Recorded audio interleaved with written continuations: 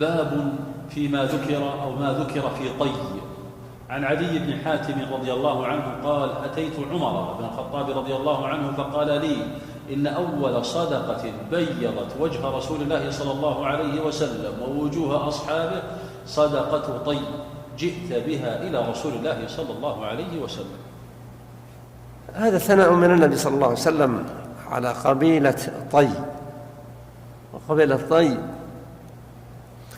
هم سكان منطقة حائل في أجأ وسلمى، وهي قبيلة قديمة جاءت من جنوب الجزيرة في الأصل،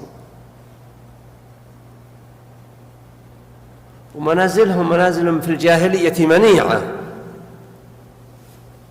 يعني الأعداء يصعب عليهم أن يهجموا على هذه القبائل بين هذه الجبال، لأن هذه الجبال كأنها حصون أو قلاع. لما أسلموا دخلوا في الإسلام وهزم الطي وفر عدي بن حاتم، وجاءت ابنة حاتم إلى النبي صلى الله عليه وسلم وهي مأسورة، وقالت له: أنا ابنة فلان، يعني حاتم طي، حاتم بن عبد الله الطائي. مضرب المثل في الكرم والجود في الجاهلية. قال: إن أباك كان يحب مكارم الأخلاق، ولو كان مسلما لترحمنا عليه. وذكرت حالها، قال: تريد أن تذهب تأتي بأخيها؟ فأرسلها قال: اذهبي. فذهبت وجاءت بأخيها عدي بن حاتم.